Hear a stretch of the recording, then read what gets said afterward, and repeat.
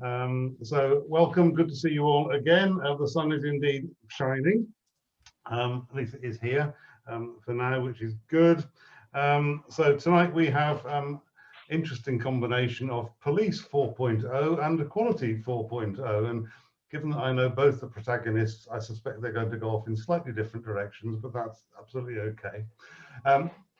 Just to remind you, the point of these sessions is to bring two interesting people into a shared space, get them to talk about the things that fascinate them, and then find out what the common space, the shared space between them might be. And if they don't tell us, we'll have to try and find it for ourselves. So our first session this evening is from Richard Berry. Richard has retired from policing and is now pursuing a doctoral study at Loughborough, looking at what the next generation of policing for the UK might need to look like, and using cybernetic insights to inform the progress of his research.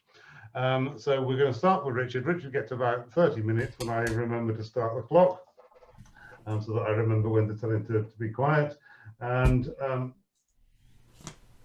we'll do 5 minutes short Q&A at the end of that, or thereabouts, assuming you have something you want to ask. Hi, Jonathan.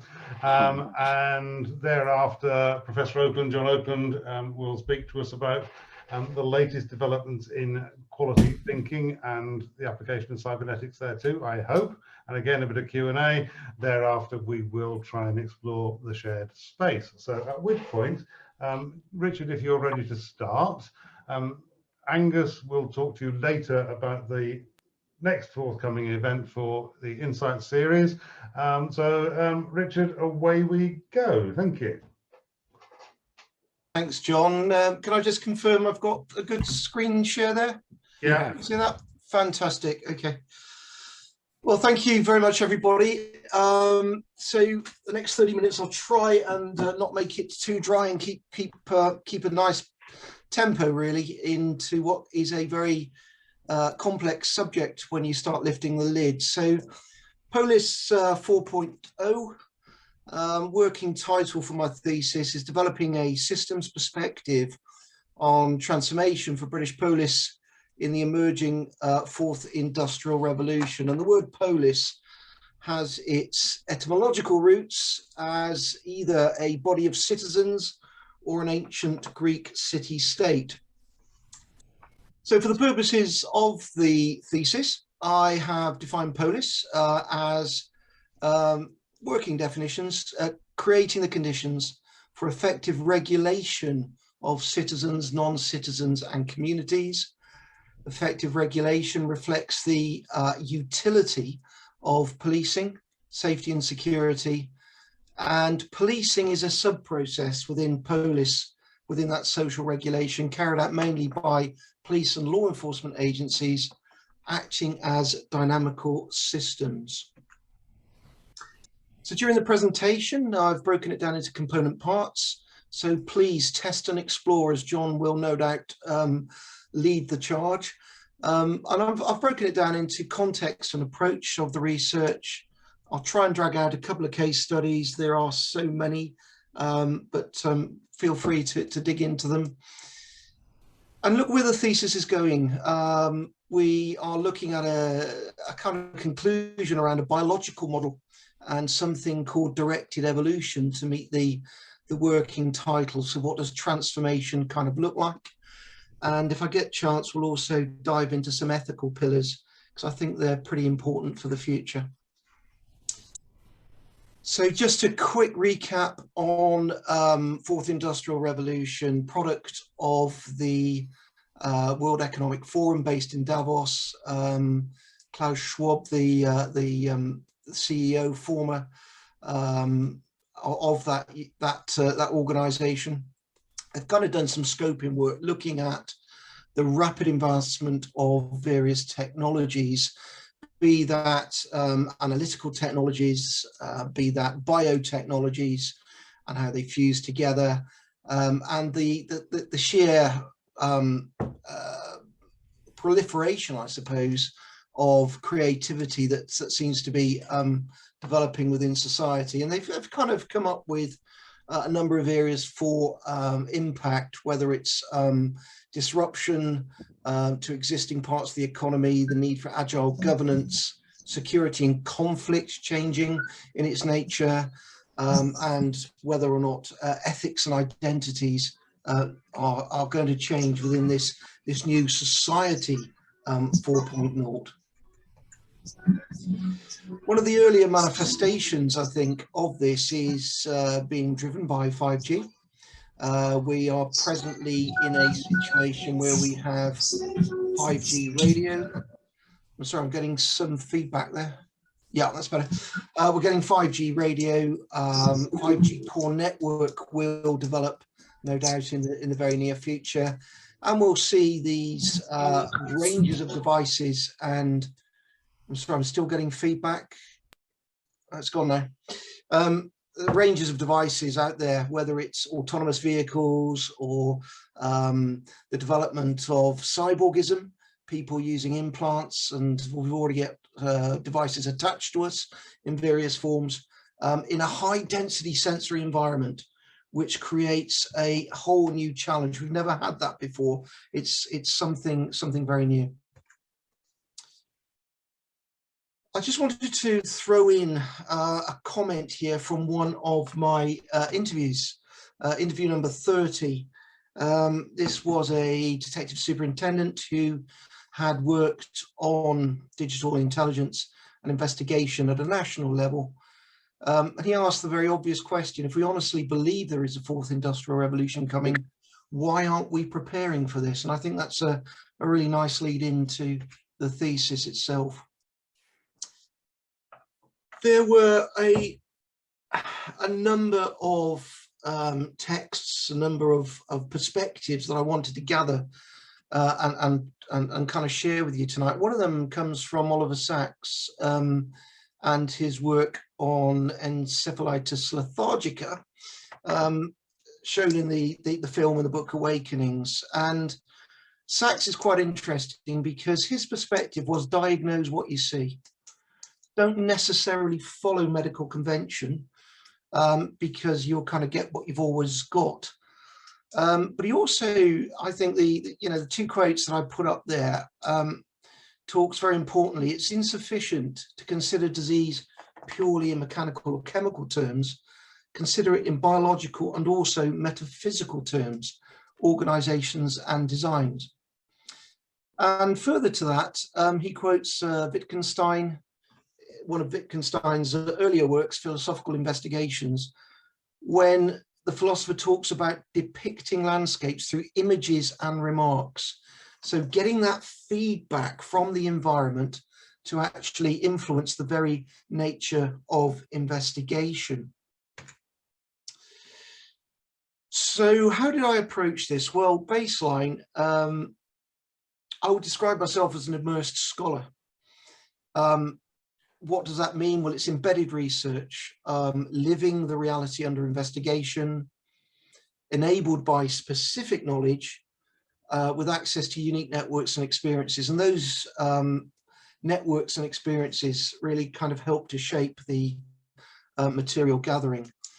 So some of my personal background, I led for policing on communications data, which we would define as events and entities on networks and the internet. On the interception of communications, the content in its transmission, whether it's voice or data. Something called targeted equipment interference, which is a really posh way of basically saying interfering with or hacking equipment. And operational security, mainly digital operational security, and mainly, but not exclusively, in the organised crime environment. I did some work on the Investigatory Powers Act, some work on some ETSI standards, European Telecommunications Standards Institute, and chaired various oversight boards nationally for professional competence and development. So lots of living the reality, which I think is the key point.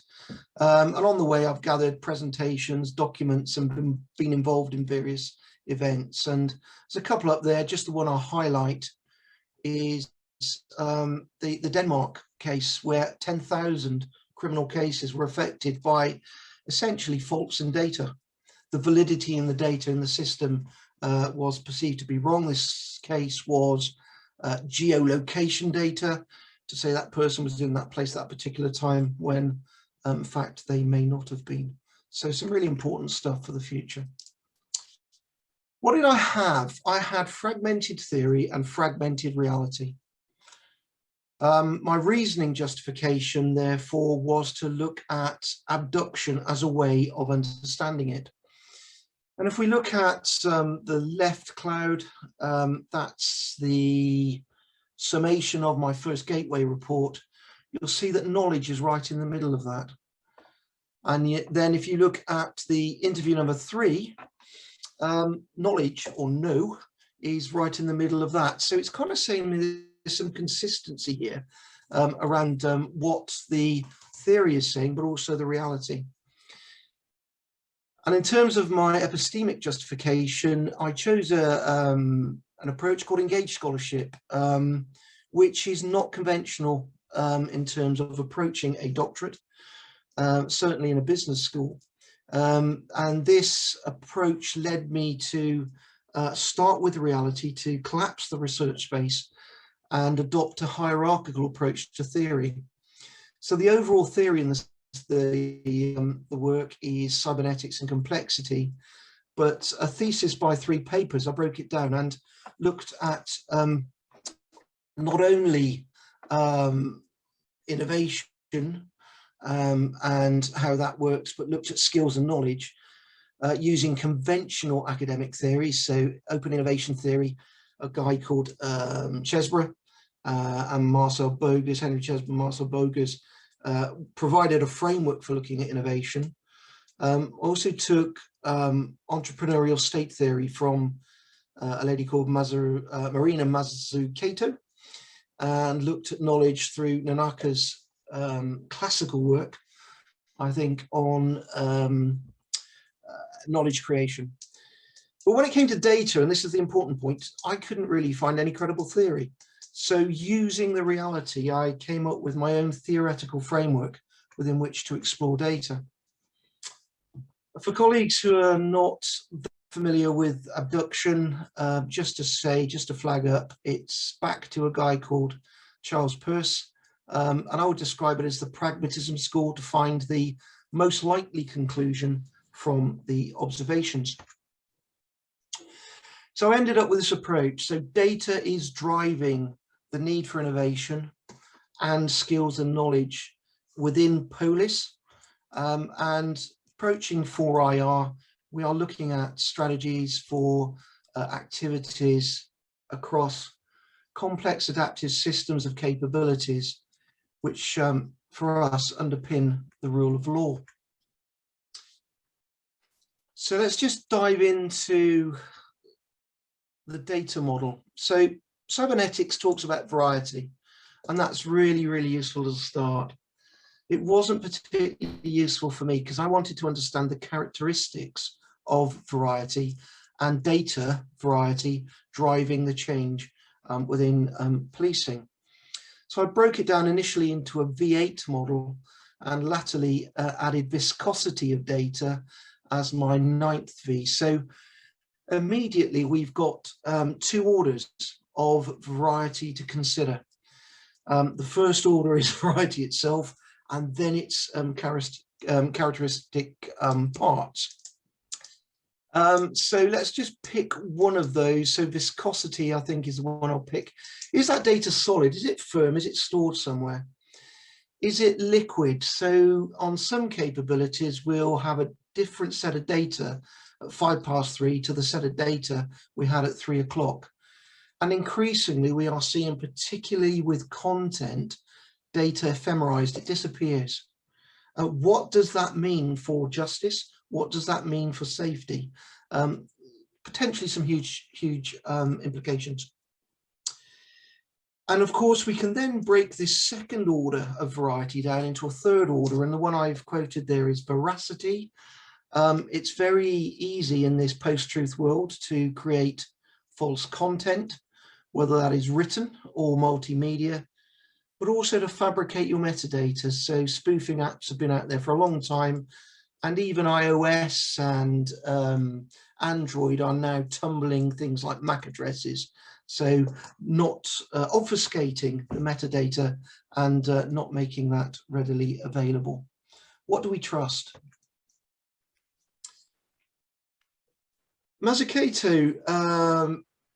Kato, sorry, kind of gave a really interesting lead for me in terms of how to approach some of these problems. So what she says is, looking at entrepreneurial state theory, a systems perspective is required, but one that is more realistic, not based on the mythological, her term, or the hypothetical, but looking at the realistic role of individual actors within their systems. And that was particularly helpful for me because it led me then to look at the interview approach. So on the right-hand side of this slide, I've got my themes: data driving innovation and knowledge, providing that aperture back to the respondents, to the people I interviewed.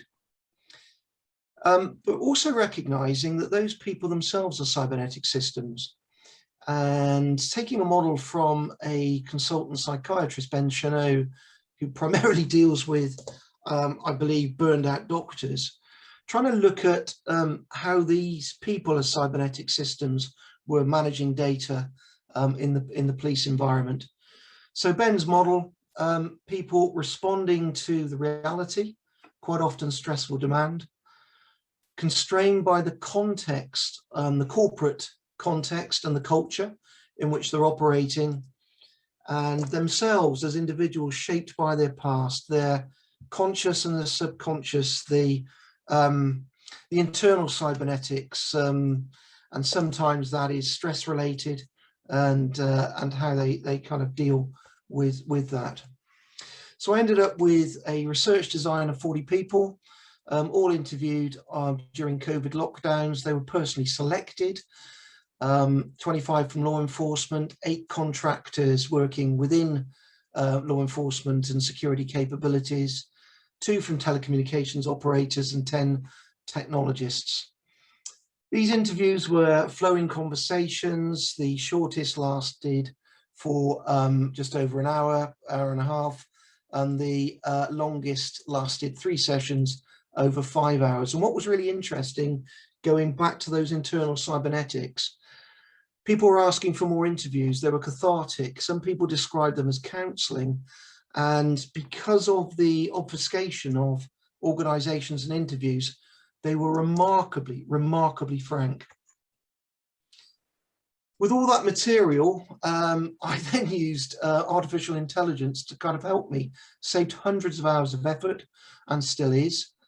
But some of the discovery on the way is this kind of text formation from voice can miss whole sentences. The AI was inconsistent in its use of phonics and prediction, and certainly not able to work on specialist language, terminology, and accents, and particularly Broad Brummie. If there's any Broad Brummies on the call tonight, it really does not translate Broad Brummie into text. What I found really interesting is that every time people mentioned smart cities, the text produced was smart arses. And every time people mentioned PCCs, they came back as pixies.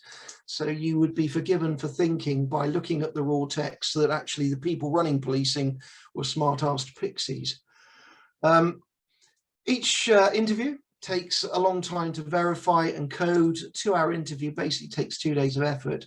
So as a part-time researcher, that's a huge amount. Quick screenshot of the coding that's going on, and it's still going on. This was after 10 interviews. I'll highlight two points. The first one is the most popular coded cybernetic area was around requisite variety. And that is where interview context kind of indicates as something relevant to requisite variety. And the second one is around skills and knowledge creation. So some really interesting clues around the kinds of things that we need to look at. So reporting back, levels of confidence, really important. I took inspiration from the Butler report and some colleagues in other national organisations on how do I formally take this qualitative data and report it back in a consistent manner with an expression of confidence of the quality of the evidence. So essentially this table it's work in progress, but neutral evidence where negative evidence where something is particularly disproved, and then moving into the positive domains, so where something is slightly proven, has significance, where there is moderate support, and where there is strong support, and kind of developed a Trustpilot rating there for the quality of the evidence. So I can write the thesis up with confidence, with a sense that I can strongly support something. So examples of that strong support, just some headlines. Volume of data hitting police organisations is not necessarily commensurate with risks and issues, but it consumes capacity, relaxation time, and is destabilising policing. Strong evidence for that. Policing does not appear to be able to organise effective innovation or transformation across its recursive layers, from local policing up to national. And in terms of skills and knowledge, leadership is not equipped in terms of technical and transformational knowledge and the confidence to operate in that environment. So all of that has evidentially, according to my table, strong support. Interview 8A was particularly useful. It's forensic services manager, very, very experienced, said, hey, look at this data as energy, and it's energy transference into the policing systems. And some of these systems are quite hard. They take a lot of energy to update. And people being people under that stressful load I mentioned earlier will take the shortest route and the easiest route. Interview 30, an experienced detective superintendent, clearly stating we've already got too much information for us to handle or indeed understand, and raising the issue of white noise. So these two interviews are already indicating that we've got entropy within the system. Furthermore, interview 8 talks about disparate systems, human error, manual inputting, and just talking about recording an address for a crime. A control room will create an address, and there might be a spelling error or a formatting error, reinterpreted by scenes of crime, puts onto a separate system, goes onto a separate system again. And by the end of it, the corporate knowledge may have several different versions of just one entity, and that's a crime address. So what does that mean in terms of case studies? Well, I picked this up from the Telegraph quite recently. Steve Watson's just moved into Greater Manchester, and he is vowing that every officer will now reattend burglaries. So what impact does that have in terms of that data energy, its entropic effect, the negentropy that a system might need to create to counter that effect, the regulation of the organisation, and whether it can adapt accordingly. Put it back in terms of Stafford Beer's sketches, previously screened out crimes, now back in drawing resources from other tasks, and data has more variation, more people are filling in forms. So the question here is our attenuator now in fact a data amplifier? And is more noisy data entering and variety entering the systems? It'll be really interesting to see where that goes. And of course, our forensic service manager made the point that scenes of crime officers have been attending crime scenes, recording meticulous detail around the modus operandi on their own little system, and it sits there in isolation. When you go to a force case management system, what you get is the attending officer's one-liner, because they've applied the minimal effort, being there for further analysis. I'd like to dive very quickly into organised crime. This is a slide from an organised crime conference in 2019, and it looks at the nature of organised crime. So organised crime networked, very adaptive and flexible. And if we want to be effective regulators of such systems, the Conant and Ashby theorem would suggest that we need to model that system somehow. So there's a transformation effect required, a networked effect required in serious organised crime policing to be more adaptive and more networked, particularly in the future. This came out in the interviews, in the reality again, an example of Romanian organised crime, generally doing acquisitive crime and theft. The general belief was that they were dysfunctional, ill-informed, but just happened to be brazen enough to conduct this kind of activity. Further research found absolutely the opposite. They do briefings at the side of the road. They don't produce documentation because it will be found. They know exactly where to go and they move quickly. So again, if we're to regulate this kind of organised crime threat now and in the future, it's about how do we model that adaptability and flexibility. So I asked the same person about what about the future of organised criminality? What does it look like when 5G starts hitting the ground? And the response was we should be able to, well, sorry, we won't be able to cope with the sheer volume of data. We think we will, but in reality, we'll only get a small segment of it. We won't be able to deal with that tsunami of data. And society will be using fast data with lots of capabilities. The Policing Emergency Services Network, which is based on 4G LTE, which I believe is round about 5 years overdue, will just be rolling out at the same time on 4G. And immediately we'll have that disadvantage in terms of being able to manage data. The same interview made a really interesting point around encrophones. I don't know if folks know about encrophones, but we're sharing a lot of information about encrophones. There was an operation last year. This is all open source. It's on YouTube, so I can talk about it. And we're sharing that within our criminal justice system. And what does that mean? Well, people move very quickly. They move very quickly off encro.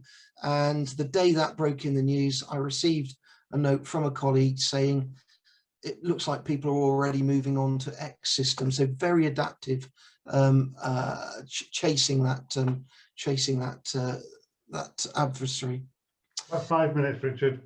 Thank you, John. Just very quickly then, tying this all up, what are we looking at? Well, if I can take you through this slide very quickly, data within the environmental context goes through into this membranous wall, into the policing systems. Requisite variety is either met or it's not. There's a negentropic response or not. And the kind of autopoietic generation or advancement of the organization is either built on or not.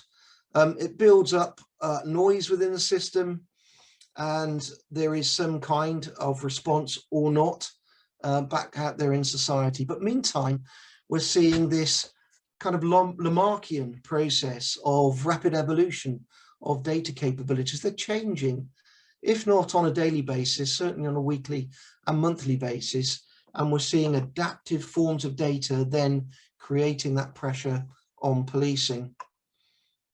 So break that down into stages. There's an impact stage, there's a regulatory response, and there's an adaptive response. So how does policing then, to go back to the title of the thesis, develop this Lamarckian type transformation into this environment? How can it create something on cybernetic principles? And this is perhaps a way of considering it. Developing a systems perspective for transformations. How do we look at creating instability in these bureaucracies? Use of positive feedback loops with perhaps tolerances. How might we encourage things like self-organization and adaptation at a local level? How might we look at the limits of what we don't know and the tolerances around that? Setting new boundaries for risk and response. We live in a risk-averse culture, and that very much came out during the interviews. And what sensory mechanisms might be put out there to kind of deal with the context, the politics, and the finance particularly. And finally, then, what is the balance between having overly prescriptive approaches to change and transformation versus being somewhat chaotic and overly adaptive?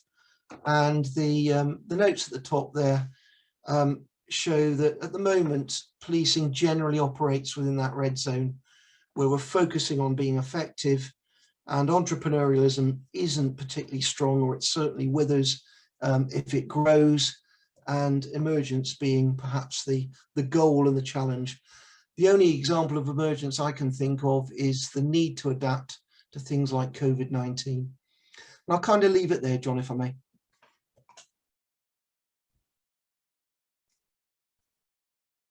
If I unmute myself, I can say again, that's superb, Richard. Perfect timing, 29 minutes and 12 seconds. So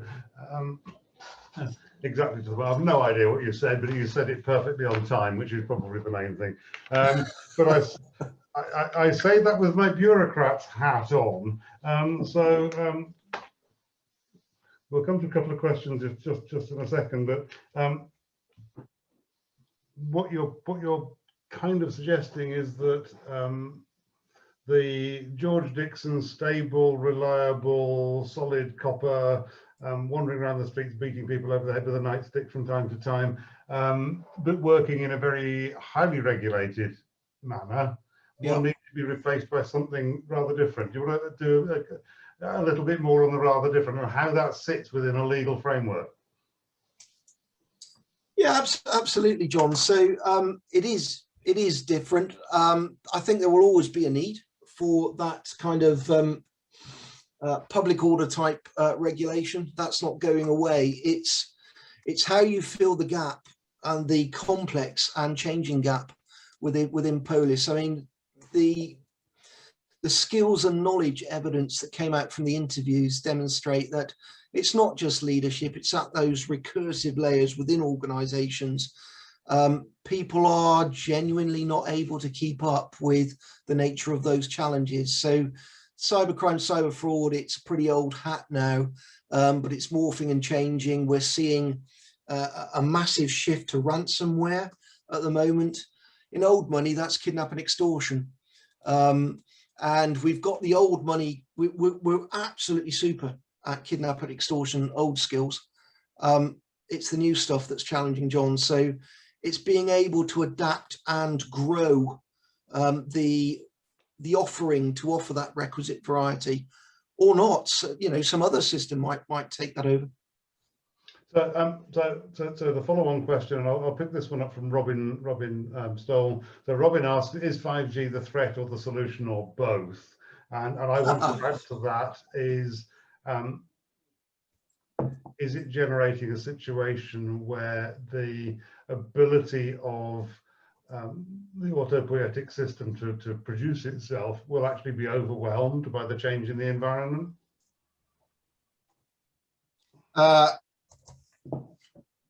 Great question. So threat or answer? I think it is both.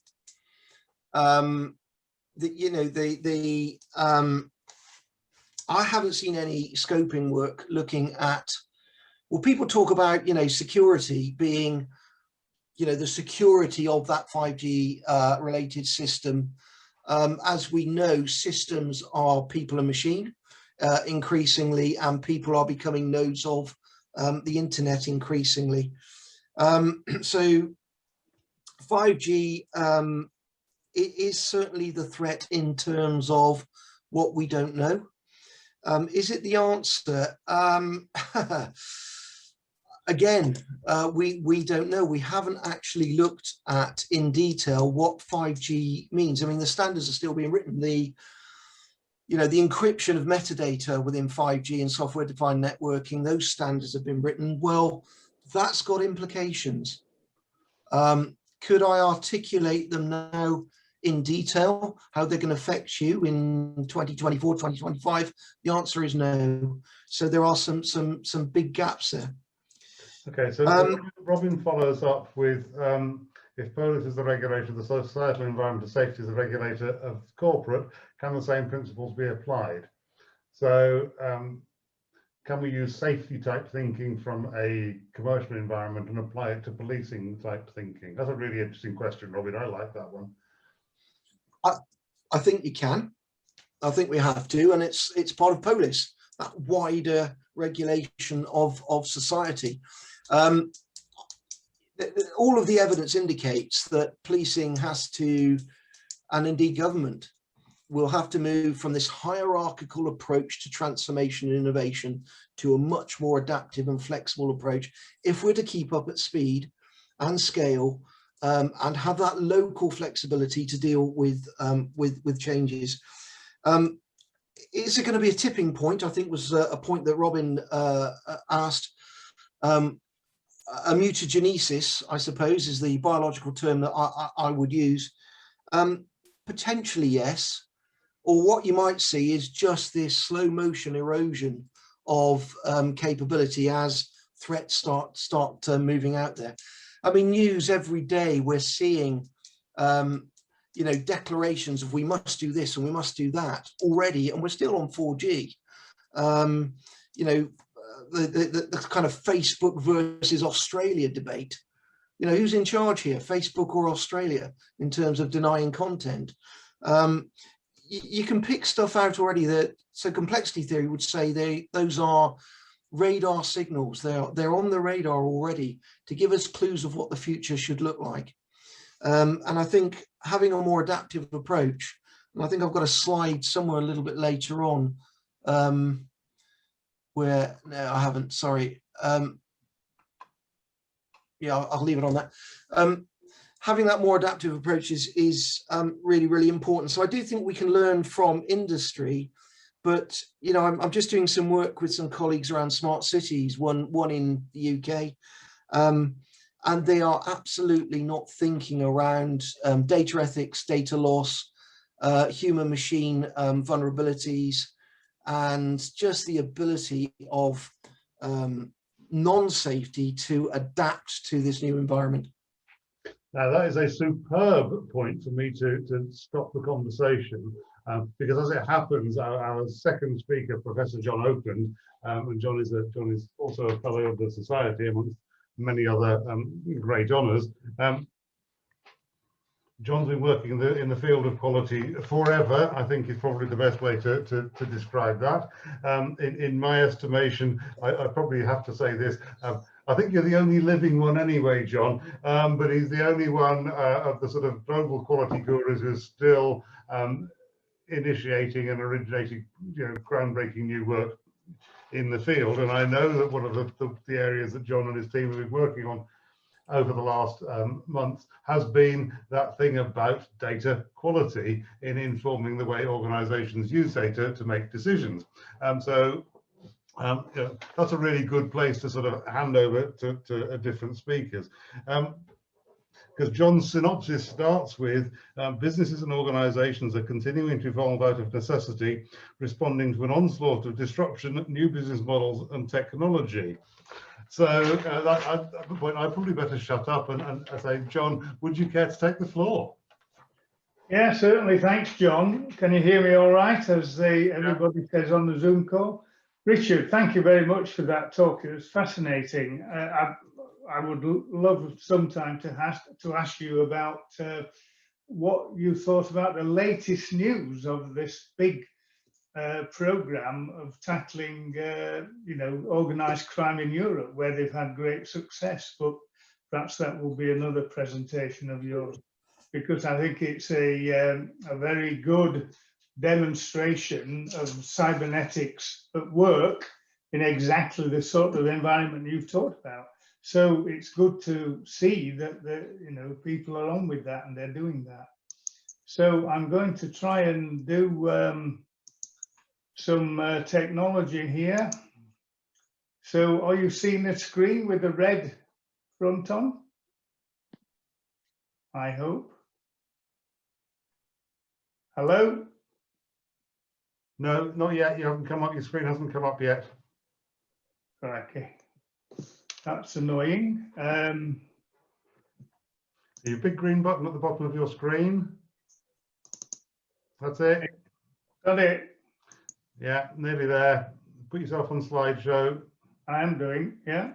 Are we there? Yeah. Right, well, this is a talk about a research project, actually. As John says, I've been working in the field of quality and operational excellence for a very long time. I became the first professor of total quality management in the world and wrote the first book with that title, which was then reviewed very critically by John in his first book called Quality, where he accused me quite rightly of not taking the bigger picture and the systems approach, and indeed the cybernetics approach. I've learned my lesson, and I'm happy to say that I believe we have our thinking lined up, and it's a better picture. So what this is about is a project on defining quality 4.0. And the Chartered Quality Institute, which of course is the professional body looking after the quality profession in the UK, and in fact globally, it's commissioned a consortium comprising our own research and education division, which has been around for on its own for about 30 years, with Leeds University Business School to carry out some research on the concepts and principles that underpin the evolution of quality management 4.0 or quality 4.0 or just Q 4.0.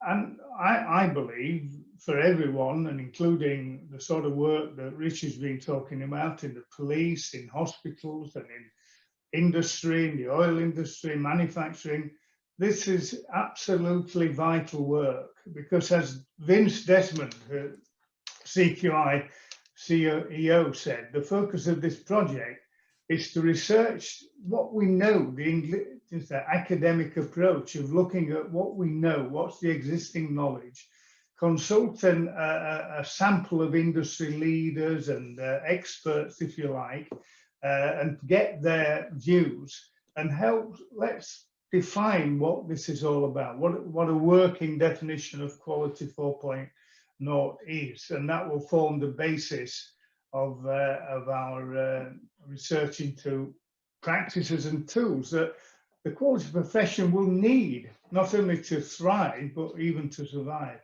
And the project is hot off the press. You're the first group to hear about these results.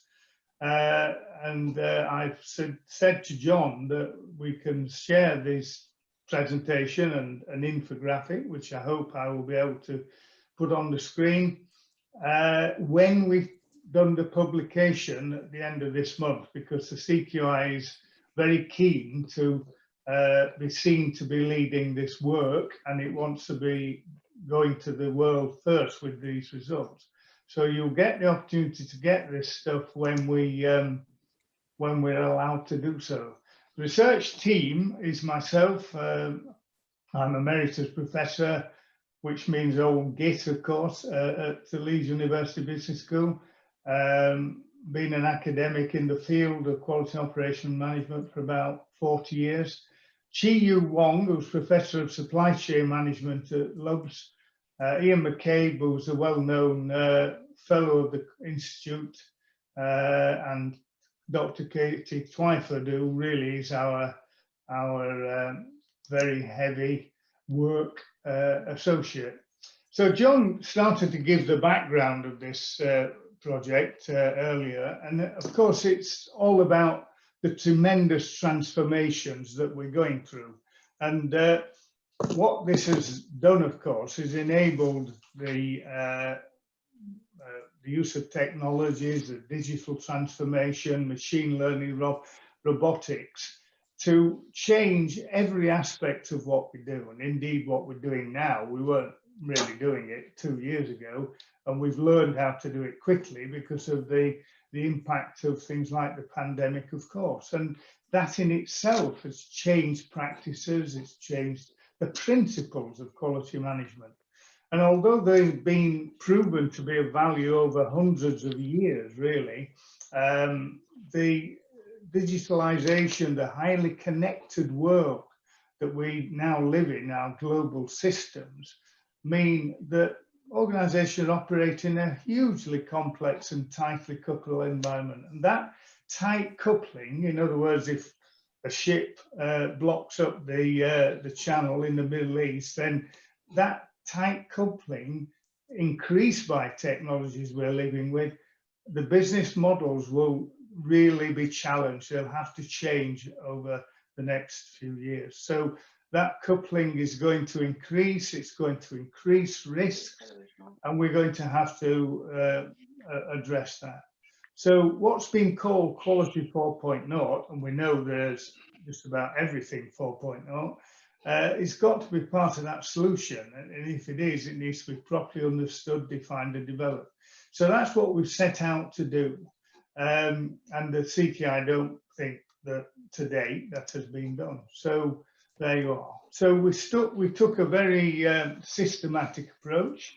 The main parts of research were to review published literature and gather the experiences of leading stakeholders in the field of quality 4.0, to develop a working definition.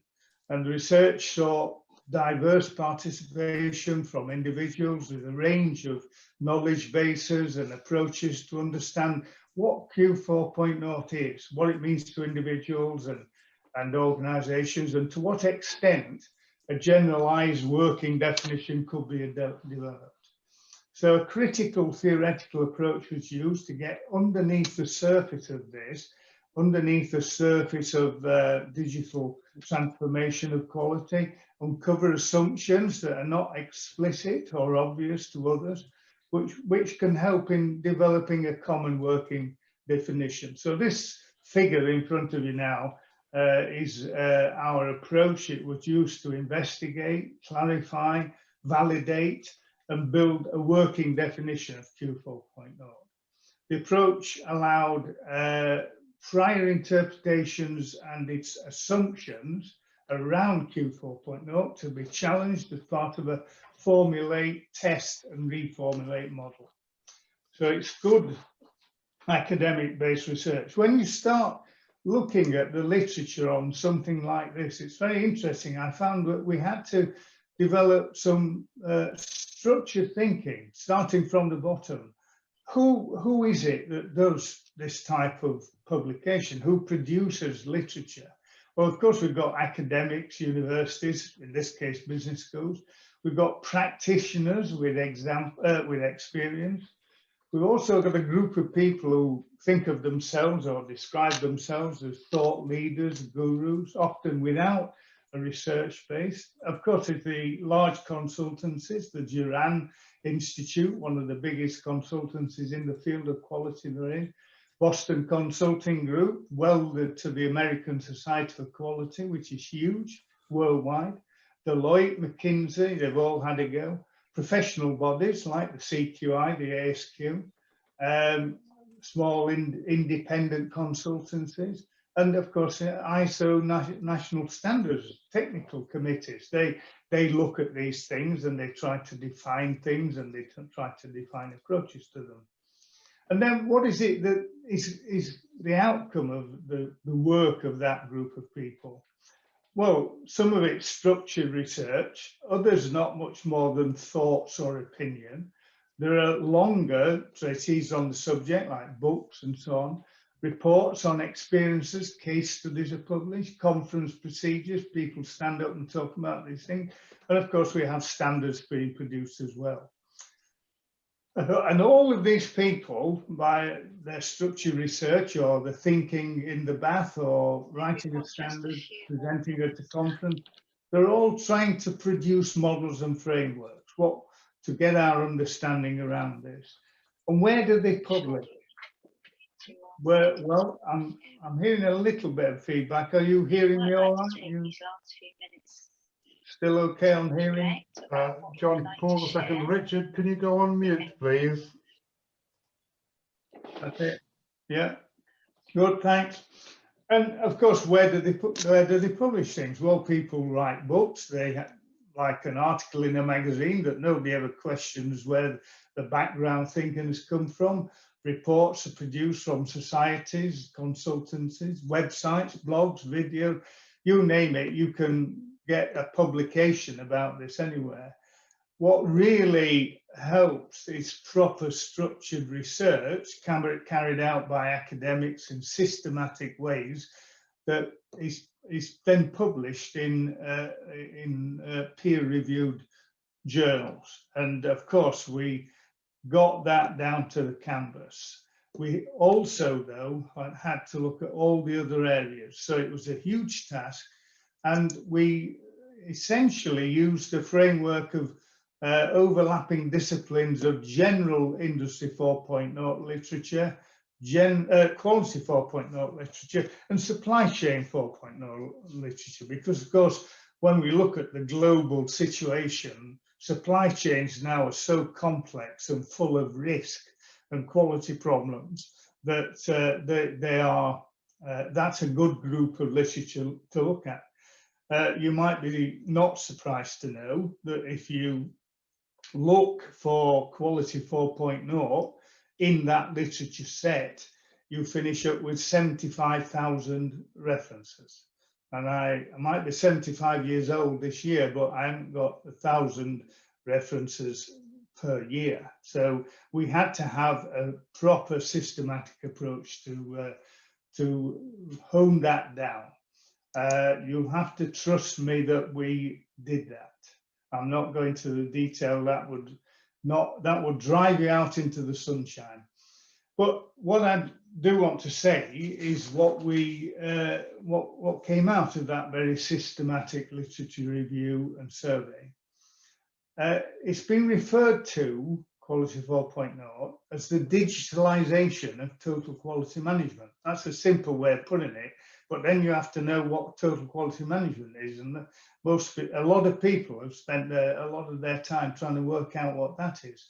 So we're talking about an impact on quality technology, processes, and people. It's argued in the literature that it builds on traditional quality tools, something called connectedness, which is not an invented word, but it looks like one, intelligence, automation, all for improved performance. And the making timely data-driven decisions in an end-to-end scenario, involving all the stakeholders, providing visibility and transparency. And if a lot of that doesn't make you think there's got to be cybernetics in here somewhere, then you're absolutely right.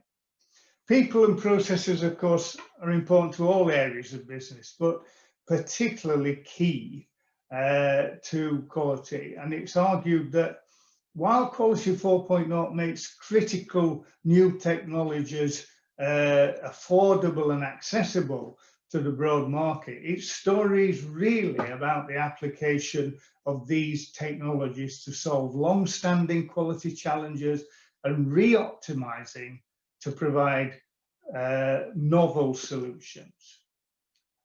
More simply, Sony et al., one of the key researchers in the field of Quality 4.0 is Sony, and Jeju Anthony in Scotland, is now moving to the Middle East. They have described quality simply as the digitalization of quality design, quality conformance, and quality performance using modern technologies. So what we did was we came up, we did a synthetic analysis of the content of all these excellent pieces of research and publications. And we came up with something that can only be described as a rather clunky definition, and then set about testing that out. I won't bother to read that out to you, but you can see it contains everything I've just been talking about and some more. But it's not something that you could roll off the tongue if somebody said, tell me in a 60-second lift trip what Quality 4.0 is.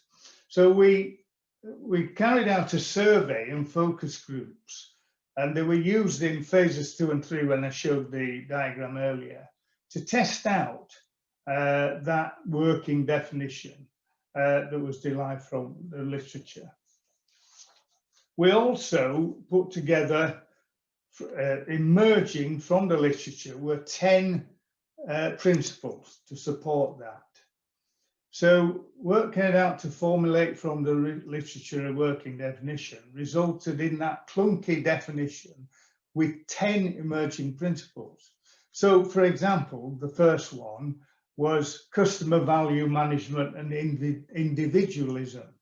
Customers will constantly seek to redefine the value they require. When you think of the modern world, this is definitely true, and how and where they desire to consume it. Customer value co-creation will be increasing through digital servitization. And you see that dramatically through the impact of the pandemic and how it's driven that and put into the minds of the customers of everything, just how they are going to be able to decide how they get value out of a system, which is really tremendous that that realization has taken place, I think. So what we did was we identified 40 good and the great. These were people from executives, CEOs, COOs, chief quality officers, CIOs, industry people from the steel, oil, manufacturing industry, experts, people from the service industry, including the NHS. Unfortunately, no policemen, Richard, I'm sorry, but we'll perhaps next time pick them up. Thought leaders, people who's talked about this. And we sought to look at these things that we wanted to know about, the extent to which organizations have a clear vision and strategy, which includes Quality 4.0, and the level of agreement to the proposed working definition, the level of agreement to these emerging 10 principles, and how well developed their knowledge of Quality 4.0. We also captured some qualitative comments as well, and I'll show you some of the results of that. The question at the top and the question at the bottom are important, because when you ask somebody about their agreement to something like your proposed definition from the literature, you have to know whether they have done any work on that themselves. And the question about how well developed is their knowledge of Quality 4.0 will clearly temper how you're going to take into account their views on all this. So we set about doing that. Now, I've told you what the first principle was.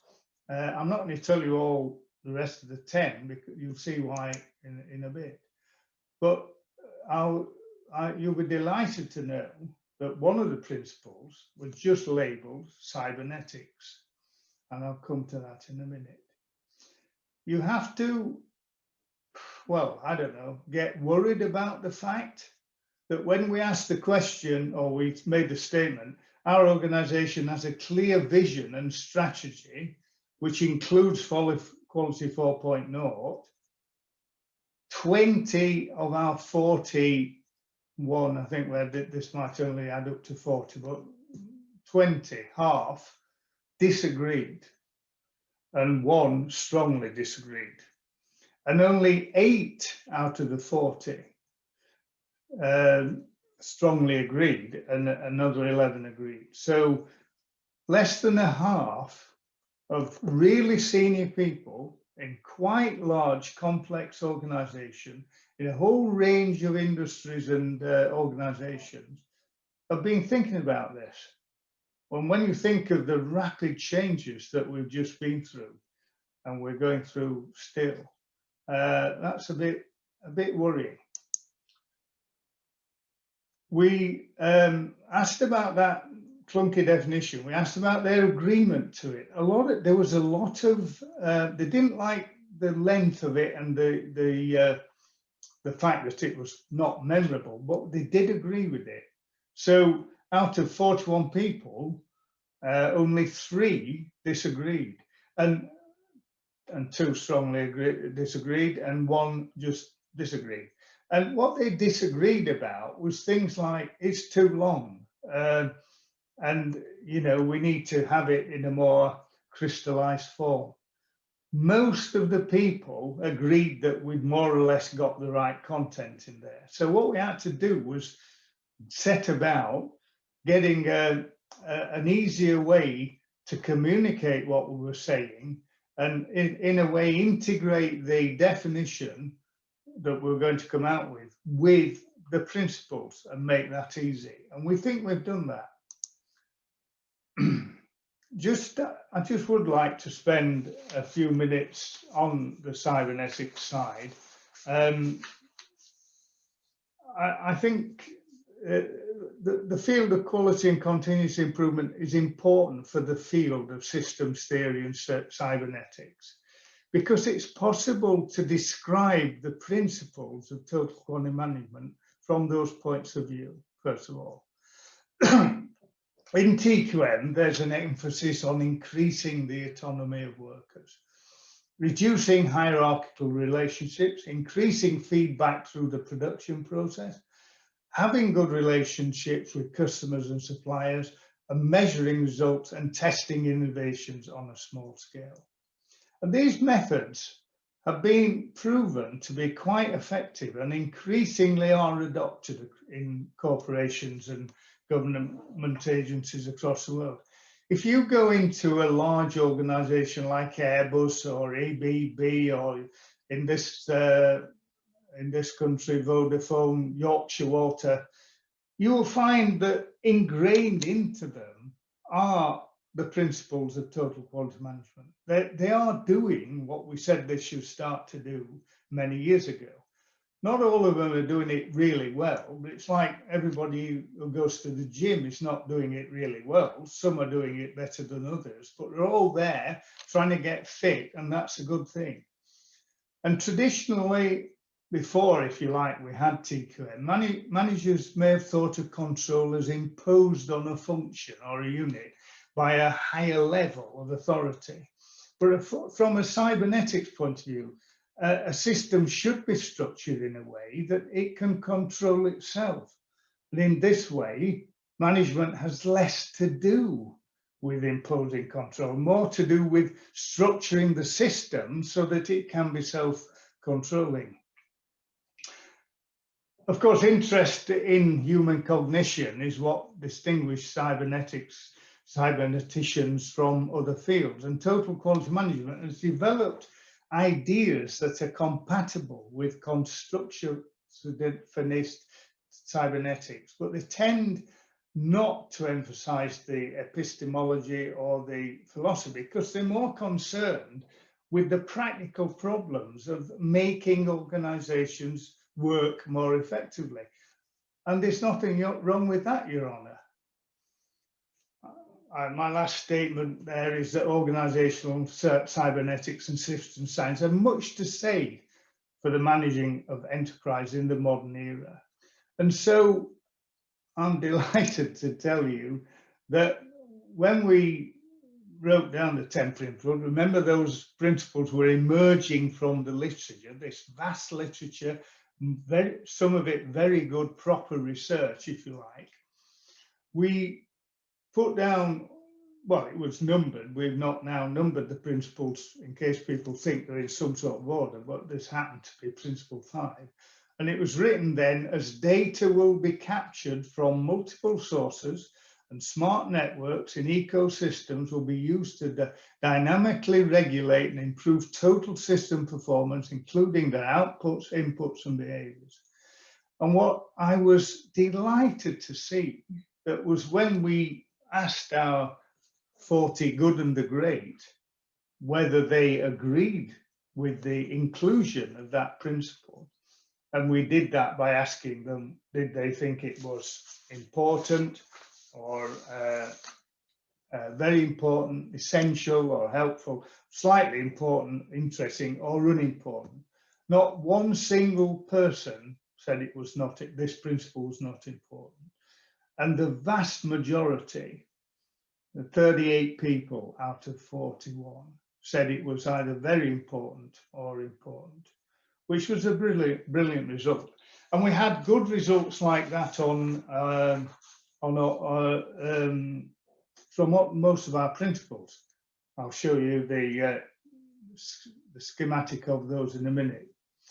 I wonder if, in talking about this as I've just been doing, you're aware of a paper that was published a long time ago. It was by a guy called Patrick Thompson from San Diego State University in 1995. And it was on constructivism, cybernetics, and information processing implications for technologies of research on learning.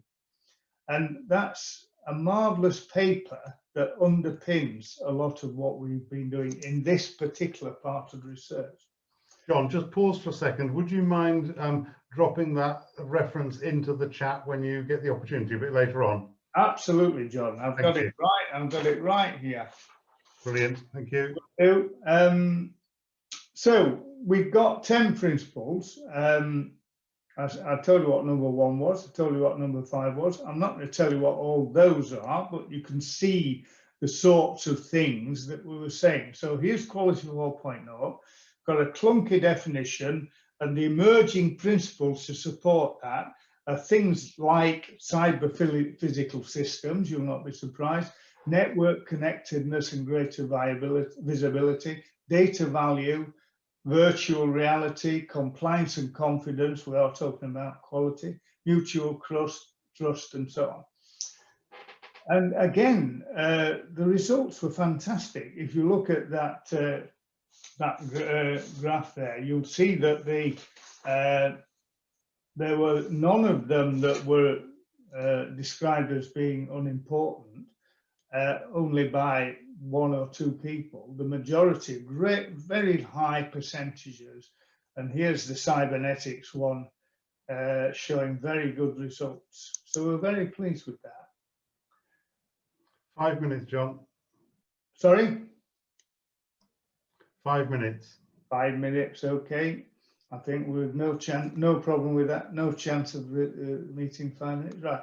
How well developed is your knowledge of quality 4.0? Very worrying. 26, only just starting. 9, not developed at all. Very well, none. Well developed, 4 out of 40. So there's a lot of work to do here. So they need this stuff. They need it defining for them. They need to know what the principles are and so on. So what we did, and this is where I'm going to try the technology, as a consequence of all this feedback, the research team and the CQI developed a quality 4.0 definition in the form of an infographic showing the research process, a much shortened concept definition, and a revised 8 principles. This is the shortened definition. The leveraging of technology with people to improve the quality of an organization, its products, its services, and the outcomes it creates. So let me just see if I can put that, that up for you. This is where, can you see anything? No? Right. If you minimize your slide, okay. I think this will work. Can you see it now? Yeah. Right. So what we've got here is nothing more than a lovely drawing, really. So here's the top of it. It's all about the work we did. So there's the literature review. There's the validation and the sharing. So here are the phases of the research, if you like. Phase 1, 2, 3, according to that diagram I put up at the beginning. Here are some of the data that I've talked to you about. Here's the global survey and interviews that we did. And then we came with this working definition, the leveraging of technology with people to improve the quality of an organization, its people, its products. And then we've got the 8 principles. We start in the top left-hand corner, the co-creation of value, the customer one. Then we go down to Cybernetics. It's a bit clunky, but it's getting there. Cybernetics, data value, across to transparency and collaboration, rapid adaptive learning, and mutual trust. And then at the bottom, and by the way, under each one of those, at the side of each one, there is a little example. So in the cybernetics one, the smart home, which I'll come back to in a second. So then we look at the bottom of this, and this is what we're now on with. We're carrying on with analysing further interviews. We've got 4 case studies to write up because we've got some really good examples of companies and organisations that are doing this right. And we're moving to stage 2, which starts this week, where we're going to develop case studies and effectively a roadmap to for Quality 4.0. Right, if you just give me one more second, I'll go back to my presentation, put it on full screen. Right, you're back seeing the presentation, I hope. Yeah, so there's a definition. We've now got 8 revised principles. It also contains some illustrative examples, and it's now ready to be shared with the CQI members. And there's going to be a published article towards the end of this month in Quality World. And you are hearing this stuff as the first audience. I'm delighted to say that it's hot off the press. But what that means is the CQI do want to publish this article before I let John send out this presentation and that infographic. And as soon as I get the green light from the CQI, I'll let him do that. So we're now on with the further stage 2, testing, using derived course concepts to look at how we can develop the technologies and the tools.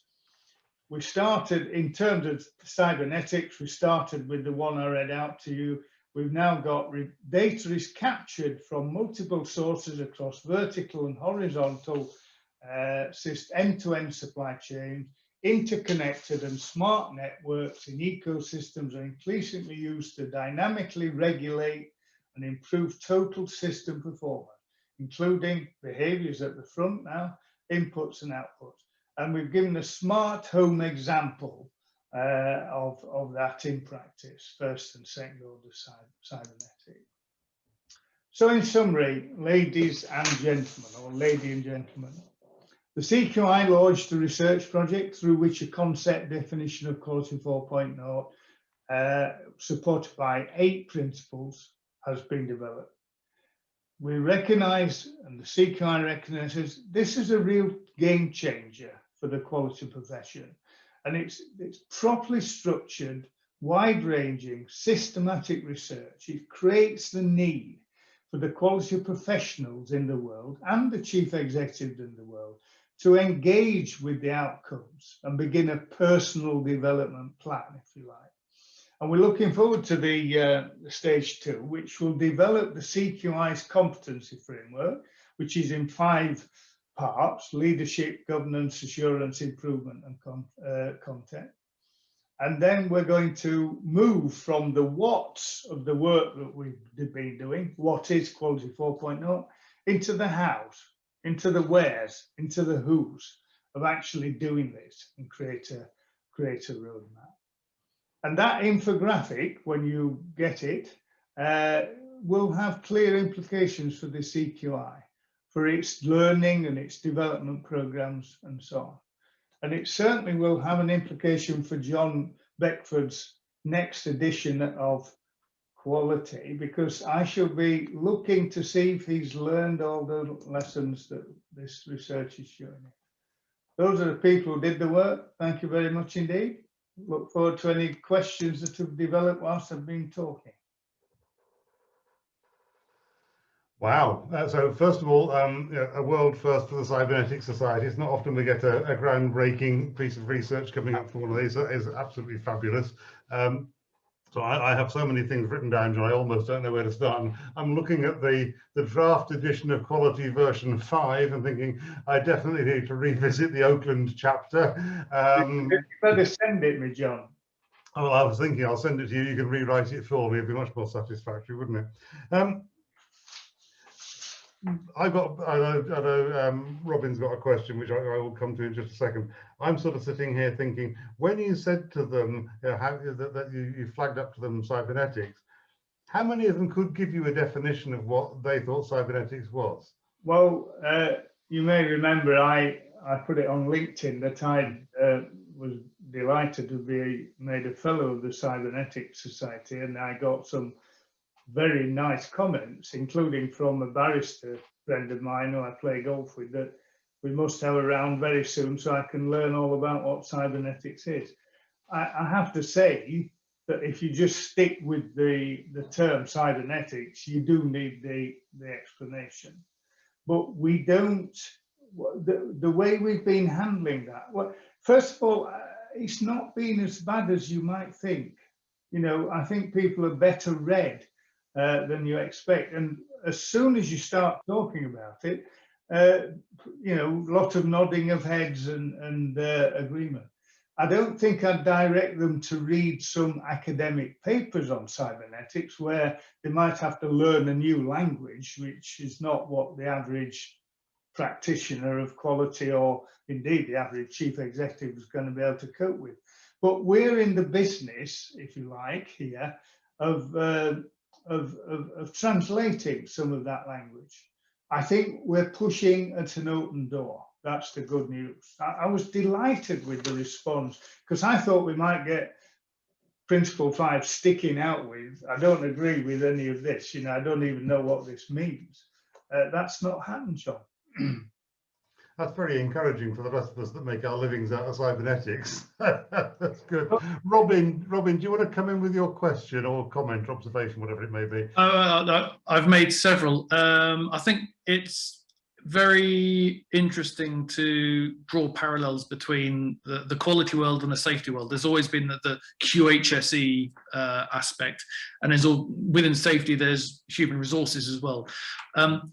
It's all about just management of organizations and a different slice of the pie. And I think what you've described here in the quality world is that step forward that the safety world needs. And we can learn from that. And as I put in the text in the chat, my profession is lagging behind. You know, the best we have at the moment is safety 2.0 or safety differently, and that's just not working.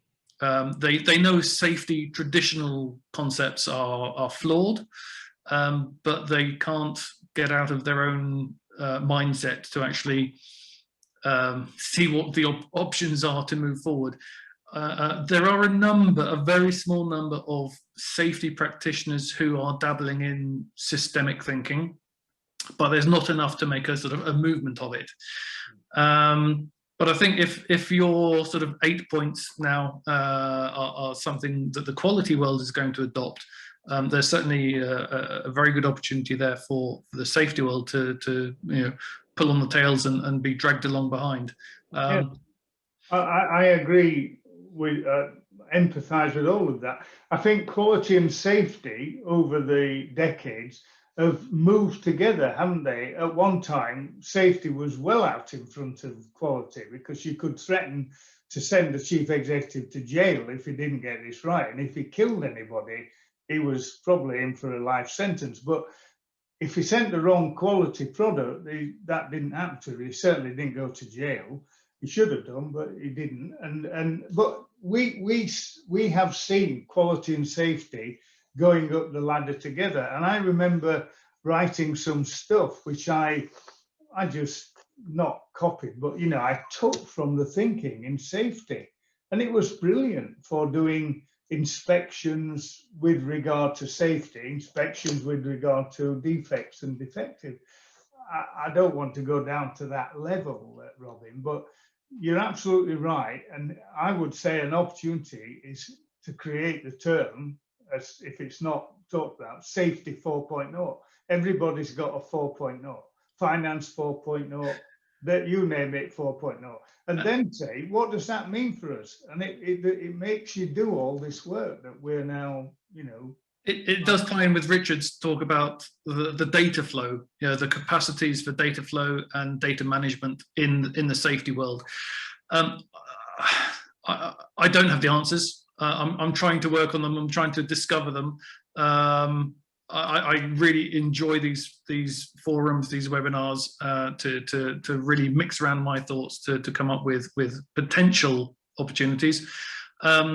I think, you know, certainly, Richard, we need to discuss some things in the regulatory framework of safety. And the difference I will make between police and quality and safety is that police is looking at society, quality is looking at the corporate external, and safety is looking at the corporate internal. So we need to recognise those levels and make the parallels, but make them work at the right level.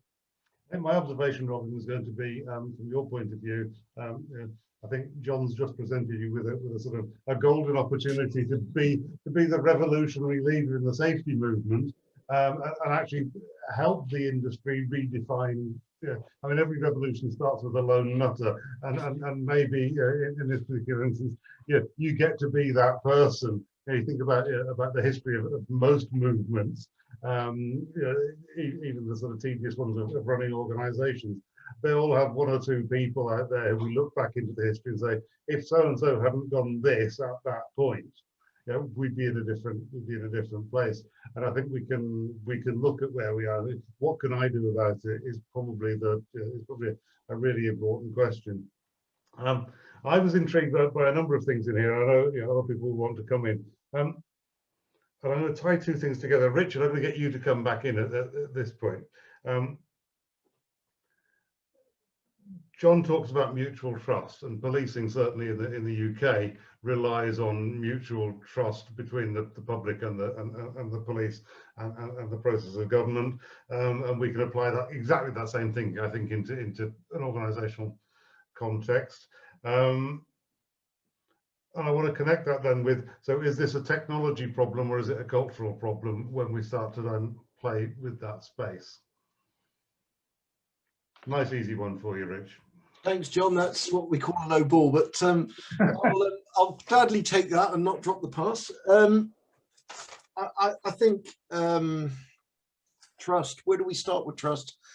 If we look at it from a policing perspective, first of all, policing by consent was outlined by Peel nearly 200 years ago, and Peel's 9 principles of policing by consent, and therefore trust is implicit in that.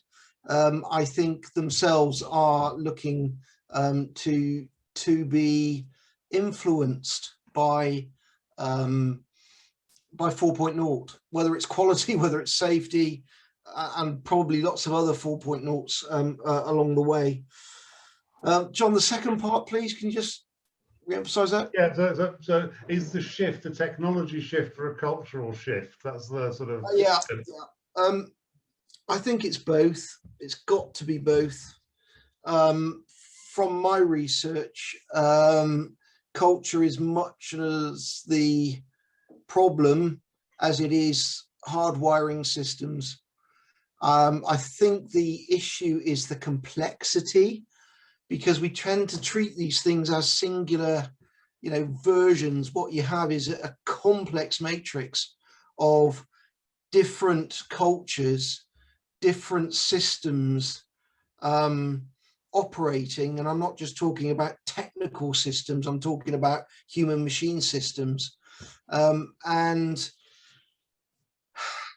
one of the interesting things to me, I used to deal with serious errors nationally. Serious errors were when the wrong data had been interpreted the wrong way by people and police were doing something with it, normally taking people's liberty based on incorrect information. So what have you got at play there? You've got a technical fault that is amplified by human behavior within the system, and quite often culture will say you follow that process. It's got to be both, John, but it's also recognizing it's a hugely complex matrix out there. And I think, I mean, John Oakland, thank you, John, brilliant presentation for me. What it does strike me, though, is not treating systems in a singular way, in a monocular way, treating them and respecting the complexity, both the human and the technical. We've got umpteen protocols in 5G, for example. Yeah, just to come on that one, mutual trust, John, because that is one of the 8 principles that's supporting what Quality 4.0 is about. And of course, when you look at policing, I've done a lot of work in policing, and we did some process work where we process mapped crime reporting in the West Yorkshire Police, and that physical act reduced crime and increased solving of crime by huge percentages, just the understanding of what's going on there. But in terms of mutual trust, it's written here, is absolutely right in the Polis space. Mutual trust is vital to drive out fear of surveillance and fraud. And the digital tools enable transparency in partnering and contract extension. So that gets you into the construction industry as well. The digital tools are not being used in the construction industry that would improve the contracting situation. And inter-system compliance is authenticated and immutable to give assurance and confidence leading to greater resilience. So mutual trust is massive. But what all the others, transparency and collaboration, technology and combined intelligence, they all relate very much to what Richard's thesis was driving at as well. Good stuff. Mr. Bryant, you're looking very thoughtful. So James Bryant and I have been having a sort of offline conversation over recent weeks in which we've been discussing the notion that I think it was originally Ashby that said it, that cybernetics treats not things but ways of behaving. It's either Ashby or Wiener, I can't quite remember off the top of my head right at this minute. James, have you got any? I thought of you several times during both presentations here. Bless you. We're talking a lot about technology, we're not talking a lot about behaviour. Well, that was exactly what I was thinking, and having meddled in Internet of Things security technology and some places that most of us aren't meant to go. And looking at being able to map people's historic behaviours and then measure whether they're a threat or not, which is what I was kind of up to. And then I was also reflecting on the sort of micro issues I'm aware of people reporting crime and nothing then happening, so they stop reporting crime. So there's a huge amount, I assume, of behavioural friction around actually the data that comes in and then is processed. So I mean, for me, the critical thing is, what are the behaviors that we're looking to stop, because that's what you guys in the police are trying to do. You're trying to stop people from doing a whole bunch of things, and what are the behaviors we need to do to stop them? So into the conversation John and I have been having about displacement and control, the little naughty people are causing a massive amount of displacement to our society, and you guys are trying to control that behavior. But it seems to me there's a lot of analysis, but what's actually happening, you know, the bureaucracy is stopping people from actually behaving. When a copper has got to sit in a car and write a report for, you know, a couple of hours, and in fact I did do some research on this. I had we found that when it was enforced that policemen had to be out on the beat or out and visible, what they were actually doing was they were hiding behind ASDA and filling in their reports, so they were visibly out on the street, i.e. in a car, but they were actually doing their paperwork. Yeah. So John Oakland, are there naughty people in businesses, and how do businesses manage differently the, if you like, the villainous types that try to disrupt the quality of the service or the product? Well, in my view, I mean, I'm driven, everything I do is driven by the customer of the service. So when you're receiving a service yourself, people say to me sometimes in a restaurant, for example, are you always like this? And I say, yes, because, you know, that's my life. But it must be all of our lives. We're all customers. So we're customer of that process. And I think that the stuff that we've done here, and hearing Richard's talk and hearing Robin's question there about behaviour, it's getting to the nub of this, because even in the definition itself, so if you say that, if you said a police force, I would talk to the chief executive and say, I want you to become like a business, and you can't be naughty. The businessman perhaps could be naughty, but he'll soon go out of business because his customers will find him out. But how are you going to leverage technology with your people to improve the quality of your organization, your outputs, your services, the things that you do and create?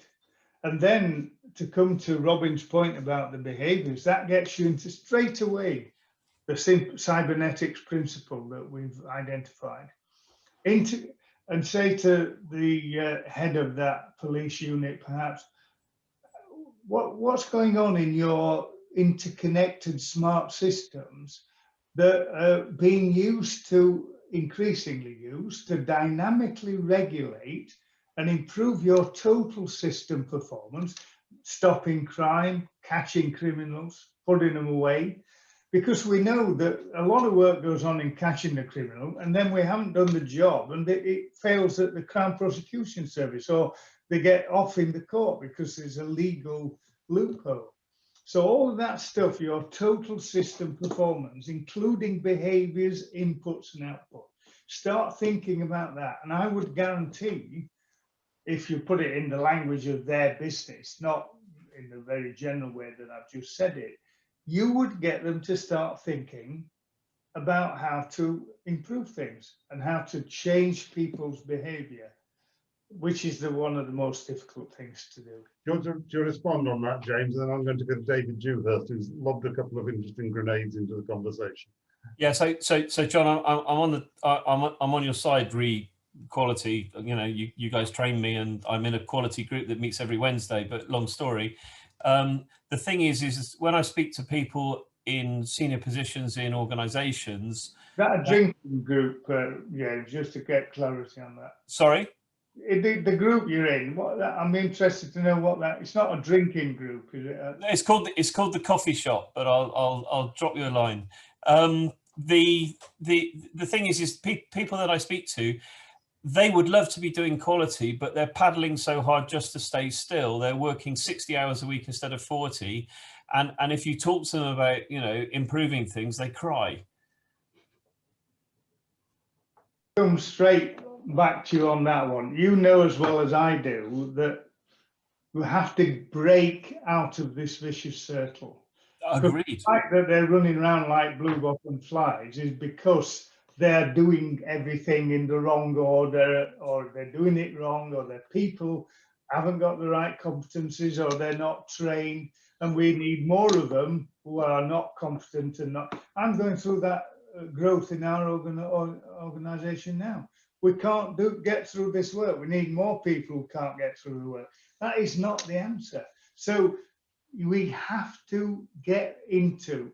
Let's have a look at the process. I mean, it's John's book, you know, an intelligent organisation. We've got a lovely model in there. It's a total quality management model. Process, people, competencies, a lot. But people can't, it's not easy for them to get off the treadmill. If we said, what would happen? It's difficult in policing, I know, but what would happen if we stopped doing everything we're doing for a week, just put our foot on the pedal and on the ball or whatever, and say, let's look at the way we're doing things around here. Let's look at who's doing it and how well equipped they are to do it. And we might find some proper answers to how to improve things. If I may just be so bold, Can't allow them to carry on saying I've no time to improve. That is if I could be so bold and very quickly, all of the big four consulting audit firms would fall over if they did that tomorrow, and they're all in a complete, utter downward spiral doom loop. Right, I'm going to stop this one because there's an argument brewing in the background. No, it's not an argument. It's just... no, I think it's. I've written down the need to reinvent the work, because that's how we don't get off the treadmill. We redesign the treadmill by reinventing the work. And I think that's essentially what John's saying. But again, we have to come back to being Robin in my top left-hand corner at the moment, and saying somebody's got to lead the revolution. Somebody has to be the Marx or Engels or Robespierre or whoever that sort of makes this stuff fly. Yeah. The thing for me is that we're talking about naughty people in society, and we're talking about naughty people in the company not having the quality products being produced, and I'm talking about naughty people not following the rules within the company to stop themselves getting hurt, and that's the regulatory function. And the way safety has been doing it, as I'm sure you're aware, is not working. And this, the new approach has to be data-based as well, I think, but also behavioural-based. So it comes down to the metrics of, we need to be able to measure something in order to control it. The traditional approach of incident statistics just is the wrong approach. It's a lagging indicator, sometimes 3 or 6 months behind the event.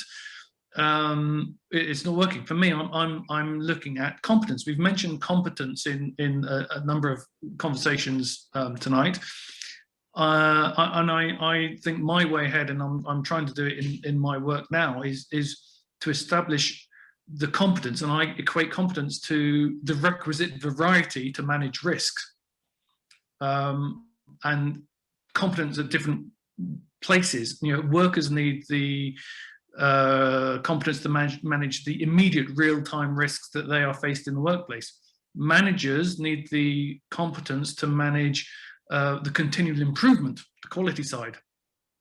And top management need the competence to actually commit to their policy statements and provide the resources to do that. And I think we work on recursive levels, and we have to recognise the competence requirements on recursive levels in order to achieve the corporate or societal goals.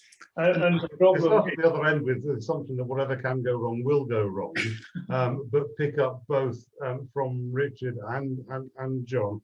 John, you were very explicit about it. The self-regulating ability of the individual operator to do their work within the expectations, and total system performance necessarily embraces the safety dimension. The police officer, quote, on the beat, unquote, because all our PCCs want more bobbies on the beat, don't they? It always makes me laugh.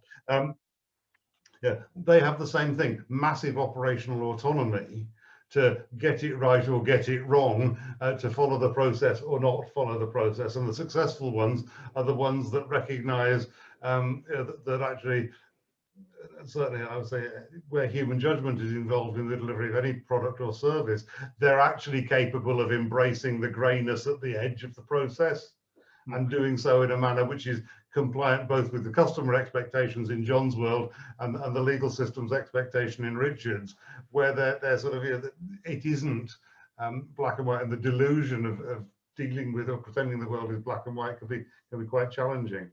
David Dewhurst asked a couple of good questions. The first, sort of, John, you've half addressed it, but are there good enough systems analysts around to implement the mostly technical systems which everybody looks forward to? Or, quote, is the bottleneck elsewhere, which is the other half of that question.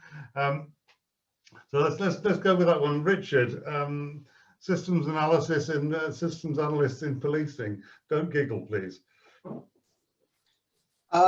Patchy, John, patchy. Yes, I think systems analysts, quite often business analysts are a multi-dimensional beast. you tend to see them in building, home office use them quite a lot, in building capabilities that normally take about 18 months.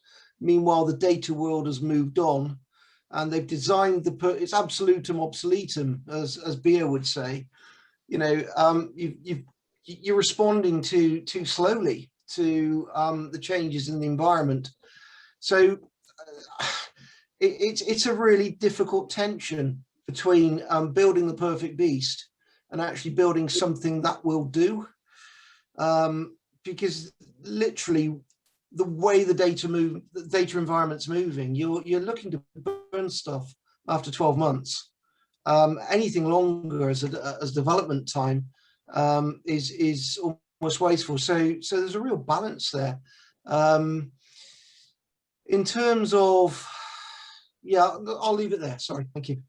Well, if I can come in, John, and I'll put it very clearly, it's catastrophic, the shortage of data analysts. I know that from first hand in our own organisation. You can't get hold of, there just isn't enough, and there is a huge demand. When you look at the large, if you just look at in Leeds, for example, where there are some huge IT-based businesses, Skybet just hoover up all the graduates that come on the market. But not only is there a shortage of the people who call themselves data analysts, there's an even worse shortage of people who know that stuff and can apply it to business.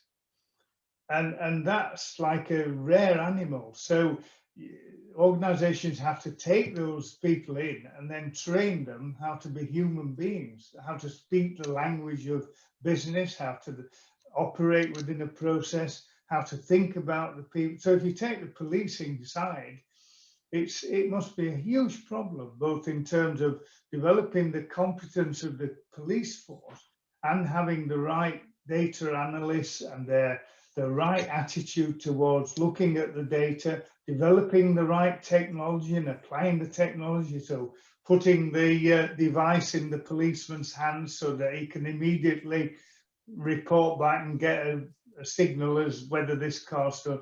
They've made great strides on that, but we're still having battles in the street with people that get on the news in the wrong way. So, you know, there are problems there, but in the basic situation, the business world, there is a catastrophic shortage of the right people.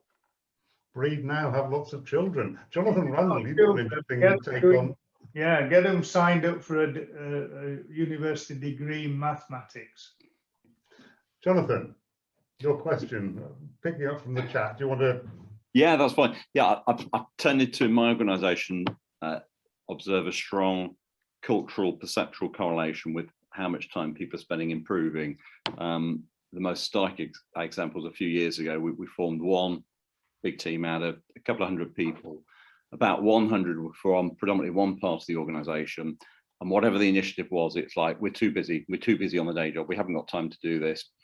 The other part of the organisation, the other 100 odd people, even with no top down or kind of centrally coordinated, that their teams would have like half a day a week where they do improvement work, come what may, and the cultural expectation was there, we need to do this to survive, because we're on this path of eventually headcount will reduce, etc., etc. So yeah, just an observation from where I sat. It tends to be a strong cultural link to how much is actually going on or not, irrelevant to the workload quite often. And you know, this needs to get into the business schools, because I don't think they talk enough in the business schools about the need for improvement being part of every manager and executive's role.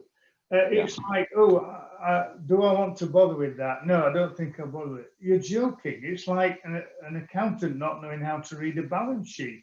You're a manager. You have to know how to go about improving the way things are done in your organization. Otherwise, you get the sack. That's what happened. I don't know how John spotted the flaw in your accounting qualification there, Mr. Randall. He's very perceptive. Maybe the inability to read a balance sheet is why you don't do it anymore. Yeah, I've tried to de-skill on that. I've missed that. I think it was James, you were waving your hand frantically. Yeah, I think you didn't want to leave the room. Just the question is, is it a question of semantics? Because if you go back to Good to Great, when he talks about the ratchet effect, which is, could be TQ, small improvements, which is what it's all about. That's taught in the management schools, and similar, small incremental improvements. But is there just a language issue or even a domain issue that the two things are? Yeah, well, James, I mean, we don't have to get into detail, but you have to distinguish between discontinuous improvement and continuous improvement. Discontinuous improvement is the, hammer and chamfer stuff where you break the china and start again, because you've got such new technology. None of the old ways of doing this work. So we have to redesign sometimes the whole bloody business. Excuse the Yorkshire term. But, there clearly is a room for both of those things. And many people come to work, they will be energized by the opportunity to improve things, because every day they'll go home and say to their girlfriend or their boyfriend or partner of another sort, and if we only did this way, I could get twice as many of those done, and she wouldn't stop nagging me about it. Everybody's got ideas. Your job as a manager is to tap into that rich source, as the Japanese have done very well. We included a lot of Japanese people in our interview program, interestingly, and they're learning from them. They've got TQM running through them like Blackpool Rock. It's like, well, of course we do that. That's what you do in a business. And then they think about how to engage this massive amount of knowledge and energy from the bottom up. So you need the top down and the bottom up approach, not one or the other. You need both of those. But you've got this thing where say Collins is talking about continuous improvement, adaptability in what Richard's potentially looking at, to continually improve and adapt and develop, and so you don't need the big kind of intervention. And all of the research I've looked at shows organizations fail. They do the sort of handy boiled frog thing. They fail to improve. They stay where they are until they're basically disrupted and break, which is kind of what I was asking about with Richard's stuff. It looks like it's in critical collapse sort of point unless it does something quite dramatic. Doesn't it rather depend on in the pub 2 weeks ago, Richard? Sorry, John. Doesn't it rather depend on? You might have been listening to our conversation in the pub 2 weeks ago. Yes. Are you coming in, Mr. Heald? Yeah, I was just saying. I mean, doesn't it rather depend on how well the leaders in an organisation are seeing what's happening in the external environment and the changes they need to respond to? If we take our kind of, cybernetic thinking and the trialogue elements of it, some organisations need really radical change, and the leader needs to spot that basically their organisation will be history if they don't do anything about it, and others will see a more incremental improvement is going to help them survive and continue to perform their kind of function and purpose. So I see a lot of this in the maybe the education piece needs to be in the leadership of organisations. So hopefully that's helpful. Being a bit of a butterfly, there's a whole thing on mental workload and the sort of research area. And mental workload, if you get overloaded, basically people can have all the sirens going off in the plane as it comes down to land and still not put the landing gear down because they ignore all the signals. And I think there's an argument, I don't know whether it's been made, that people in those kind of positions who should be making those decisions are suffering so much mental sort of overload that they switch off and they don't see them happening. And there's a lot of that, John, distress. John, that last point that James made, allostatic load is certainly something that we talked about as being a biological feature of the system. So if policing is or any organisation is an allostatic system, i.e., it's a kind of higher order homeostatic system. It's got a predictive element to it and sensors out there reading the signals from the environment. There's a lot of work in the medical science sort of arena and cardiology around allostatic load, James, which I think is what you're kind of alluding to, where cortisol release at the subconscious level because of this stress of the noise and the amount of data and information coming towards people really causes damage. And I think you can look at allostatic load as a concept, not only at the individual level, but also at the organizational level as well. Whether that leads to tipping point and absolute failure of the organization, I think that's less predictable, but certainly you can observe this systemic and the individual allostatic load as a way of considering how organizations and systems are not able to deal with I use the term the noise that's out there. Brilliant. Right, gentleman, lady, I'm going to stop the conversation there because it's 4 minutes to 7. So first of all, can we say a huge thank you to Richard and John for splendid contributions. Really, really exciting stuff and a great conversation to follow. I'm going to hand over for 1 minute to Angus, because Angus is going to talk about the next Insights event, which I can't even remember the date of. So Angus, over to you, and then back to me to close, please.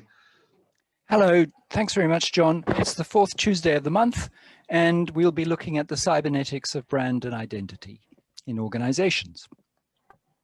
Brilliant, good stuff. So that's bookable on Eventbrite in the usual way. That's going live up very shortly. Brilliant, thank you, Angus, and thank you for administering us tonight in your usual fashion. It's been excellent. So next month we have the privilege of hearing from Dr. Steve Battle, and Steve's going to be talking about PCT, and that's gone out my head now, perceptual control theory and robo-psychology, the psychology of robots. So that could be quite an entertaining evening. We're bringing some of the technology and the data together. But we also are delighted to be welcoming Raul Espejo. Raul worked with Stafford Beer in the 1970s, a very, very noted cybernetician. He hasn't yet told me what he's going to talk about, so I'm sort of looking forward and nagging him to get the paperwork done as you do. But that'll be the 14th of July, Bastille Day, so hopefully we'll have a little bit more revolutionary talk on that occasion, and we'll maybe get Francois to sing the Marseillaise if he comes back.